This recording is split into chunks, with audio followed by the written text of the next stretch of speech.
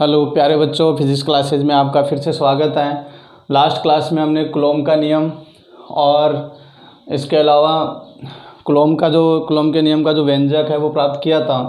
Coulomb का नियम का जो व्यंजक प्राप्त किया था हमने F बराबर K Q1 Q2 upon R square. यहाँ पे जो K था वो क्या है, समानुपाती नियतांक। K क्या है यहाँ पे, समानुपाती नियतांक। ये जो है वो किस पे निर्भर करता है, माध्यम की प्रकृति पर निर्भर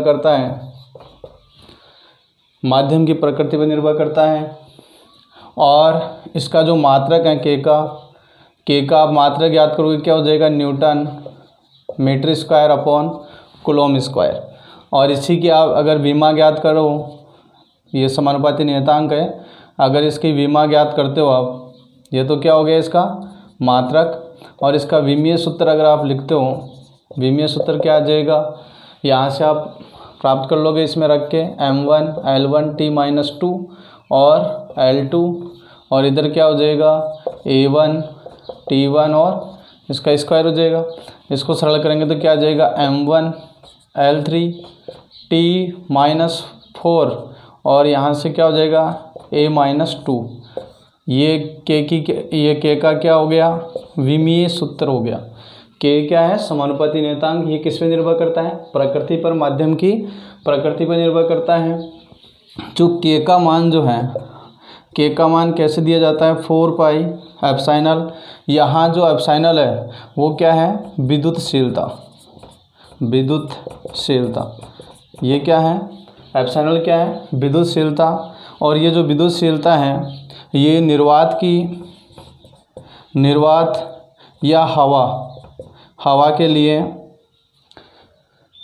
न्यूनतम होती है। इसका मान जो है वो क्या होता है, न्यूनतम। मतलब निर्वात और हवा के लिए किससे दर्शाया जाता है, एप्सिलॉन नोट से। और एप्सिलॉन नोट का जो वैल्यू है वो क्या आएगा, 8.854 इंटू 10⁻⁻12। और इसका जो मात्रक है coulomb square newton metre square. इसका विमा ज्ञात करोगे तो जैसे इसका क्या हो जाएगा, उल्टा हो जाएगा। तो विद्युतशीलता का जो विमीय सूत्र है, विद्युतशीलता का विमीय सूत्र क्या हो जाएगा, मतलब इसका इस मात्रक का उल्टा है। तो इनमें जो घाते हैं इनमें साइन चेंज हो जाएंगे, m-1 L-3 T4 A2। ये क्या हो जाएगा, विद्युतशीलता का विमीय सूत्र। मात्रक क्या हो जाएगा, कूलॉम स्क्वायर पर न्यूटन मीटर स्क्वायर। और ये जो निर्वात की जो विद्युतशीलता है, निर्वात की या हवा की जो विद्युतशीलता है वो क्या होती है, न्यूनतम होती है। जो निर्वात में जो कूलॉम बल है या इलेक्ट्रोस्टैटिक जो फोर्स हैं वो क्या हो जाएगा, ये किसके समानुपाती चल रहे हैं। अगर यहाँ K का मान हम ये K बराबर 4 पाई एप्सिलॉन, K बराबर 1/4 पाई एप्सिलॉन अगर हम यहाँ रखते हैं तो क्या आ जाएगा, यहाँ से Q1 Q2 upon 4 pi epsilon R square. ये तो क्या रहेंगे, एक कांस्टेंट, ये सभी के सभी इधर वाला ये कांस्टेंट है। केवल एप्सिलॉन किस पे डिपेंड करेगा, माध्यम पर।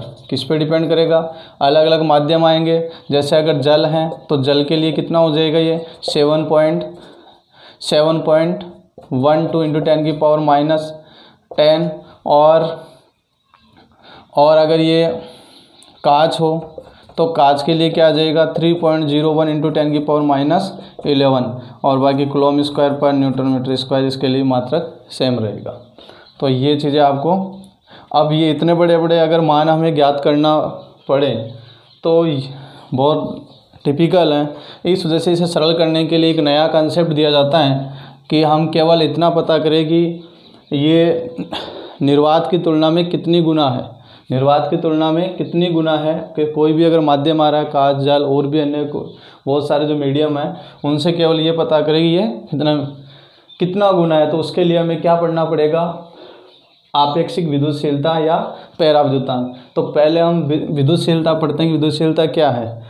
इससे पहले थोड़ा सा F और एप्सिलॉन के लिए भी हम देख लेते हैं कि निर्वात में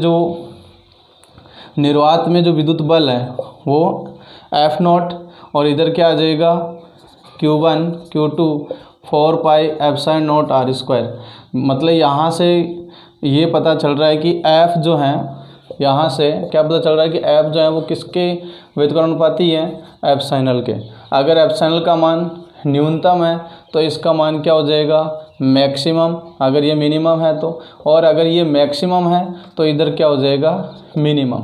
अब ये मिनिमम किस जगह पे है, निर्वात के लिए, तो निर्वात के लिए जो बल है वो क्या हो जाएगा, सर्वाधिक हो जाएगा। किसकी तुलना में, मीडियम की तुलना में, क्योंकि माध्यम का जो विद्युतशीलता है वो क्या होती है, अधिक होती है।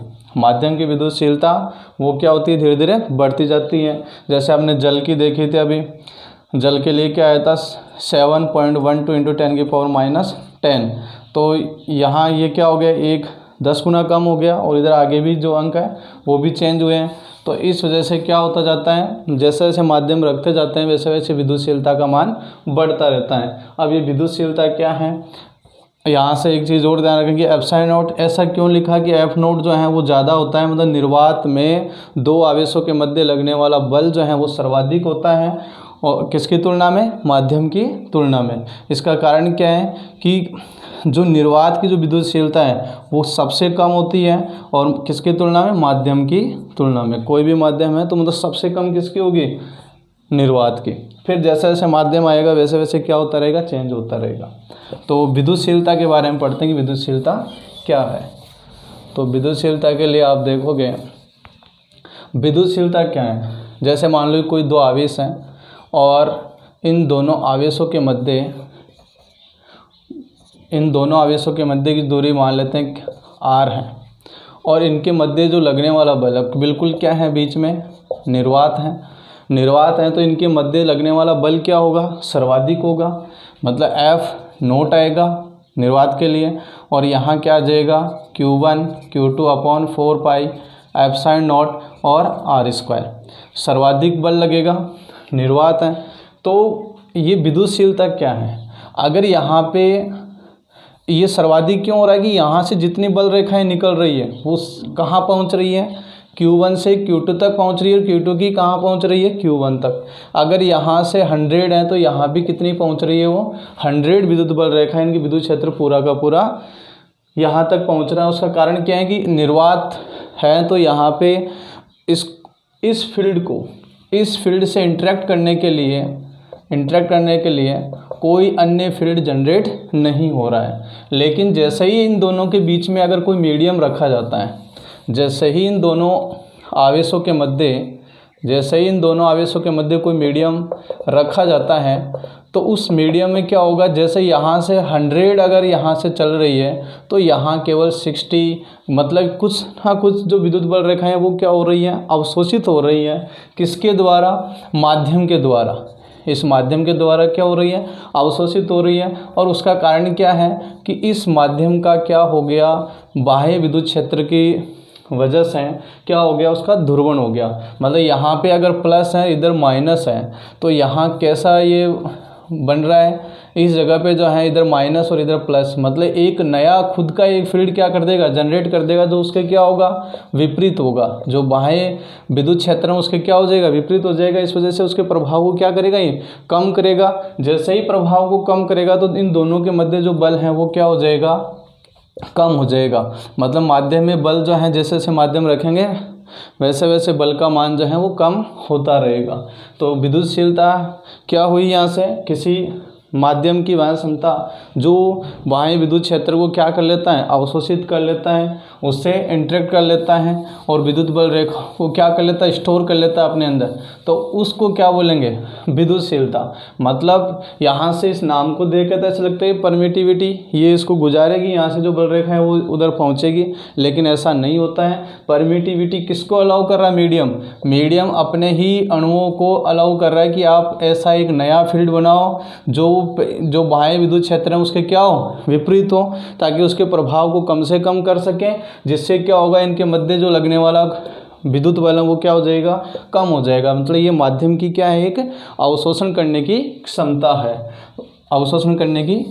है, इससे किससे दर्शाया जाता है विद्युतशीलता को? एप्सिलॉन से। ये किसके लिए आई? माध्यम के लिए। माध्यम की जो विद्युतशीलता है वो एप्सिलॉन से।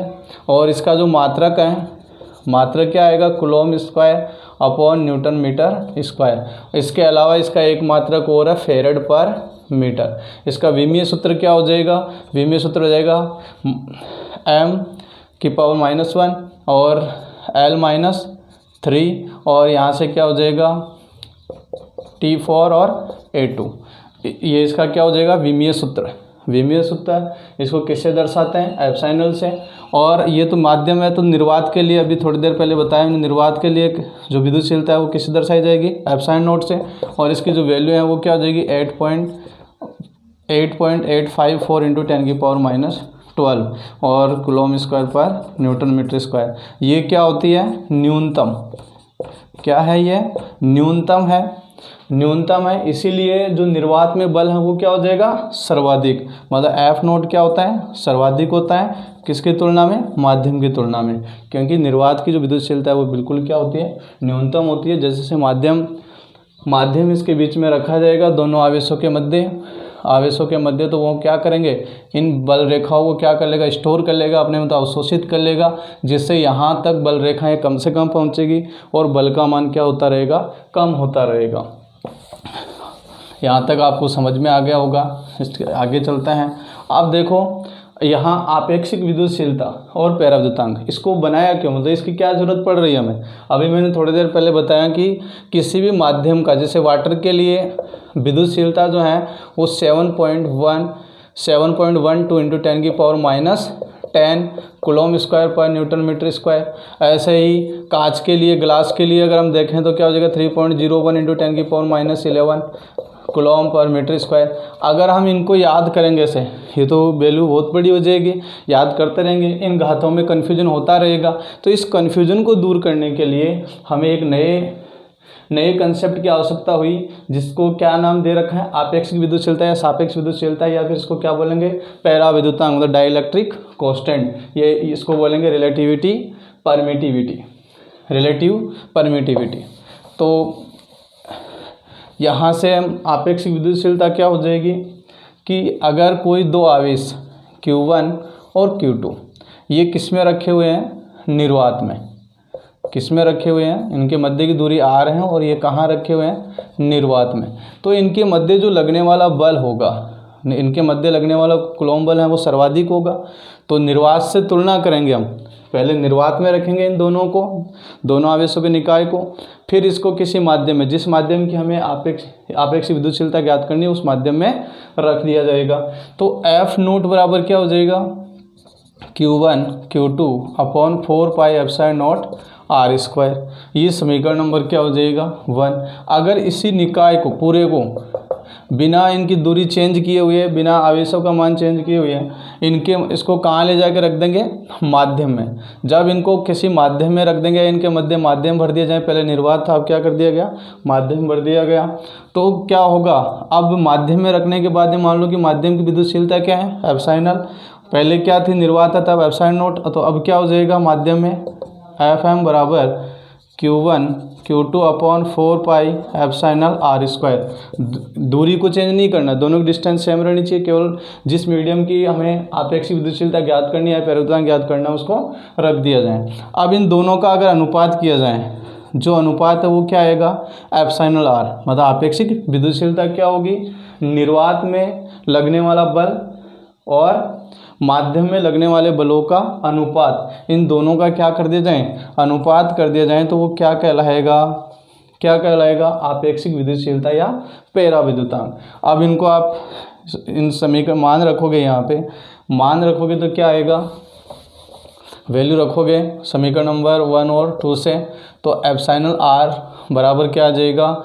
Q1 Q2 upon 4πε0 R square divided by Q1 Q2 upon 4πε0 R square.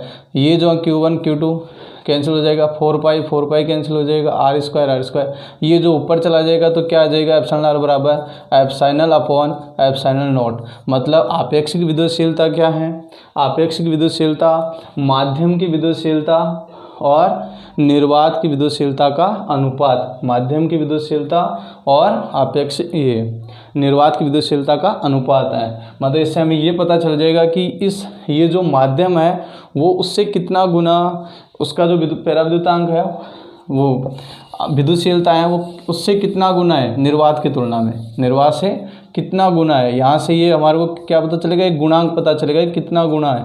यहाँ इसमें भाग देंगे क्योंकि ये अधिक आएगा और ये न्यूनतम है, तो इससे हम क्या कर रहे हैं, कंपेयर कर रहे हैं कि कितना गुना ज़्यादा है।